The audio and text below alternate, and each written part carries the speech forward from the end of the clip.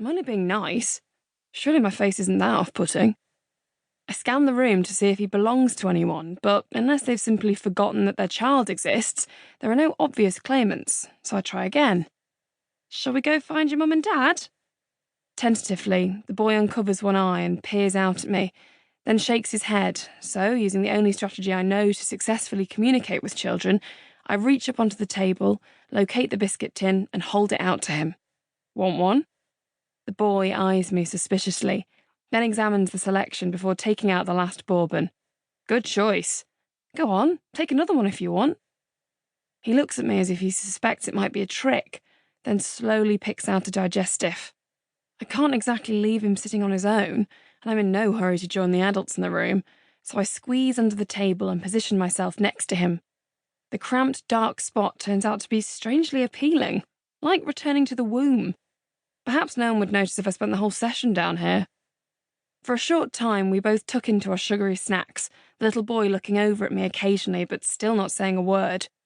Not really sure what kids like to talk about anyway, so I'm happy to adopt the silence. Then suddenly there's the sound of the door slamming shut and a man's voice, breathless and panicked. Alfie? Alfie, are you in here? Anyone seen a little boy? I slither out from underneath the table and stand up. He's here.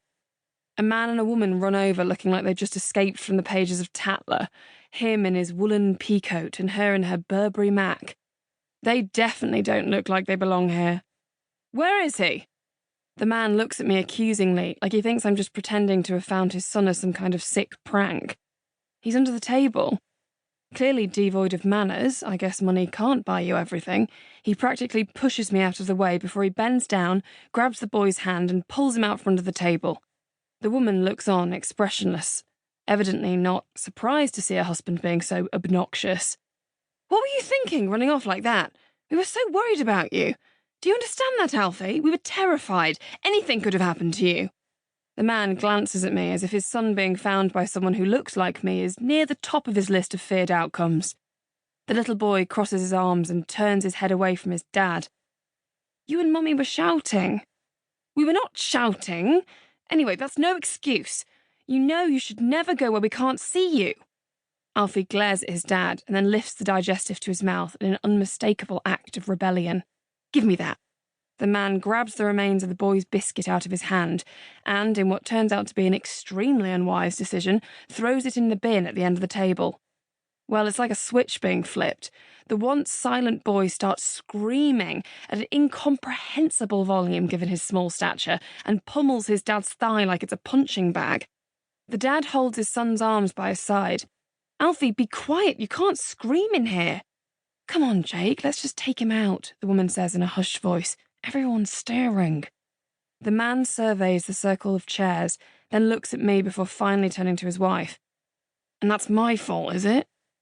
The boy refuses to walk of his own accord, so his dad pulls him along with his feet dragging on the floor and bundles him out of the door while the woman hurries behind, her eyes glued to her expensive leather boots. As they exit, a man strolls in carrying a folder. From his authoritative presence, I guess he's the group leader.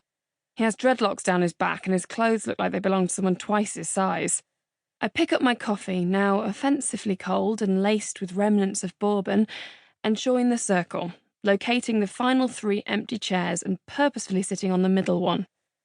The elderly gentleman who is doing the crossword puts it aside, leans across the empty seat and holds out his hand. My name's Bill. Welcome to the group. As he speaks, his eyes emit such kindness, I can't imagine him ever saying a crossword to anybody. Thanks. I shake his hand. It always feels uncomfortable, a gesture more befitting a bygone era. Then there's a pause, during which he doesn't look away, an implied expectation for me to offer more, but I'm not sure what more he's looking for. And you are? Oh, sorry, I'm Emily. He nods, raising his eyebrows in a playful expression that strips years from his face. Ah, my granddaughter's called Emily. I hope you're nothing like her, though. She's a pain in the backside, to be honest with you. He laughs and I smile awkwardly, looking down in the hope that will end the conversation. Well, it's lovely to have you here, Emily. When I glance up to acknowledge his comment, I notice someone surveying me from across the room. It's a woman in her 40s, clutching her imitation Prada bag and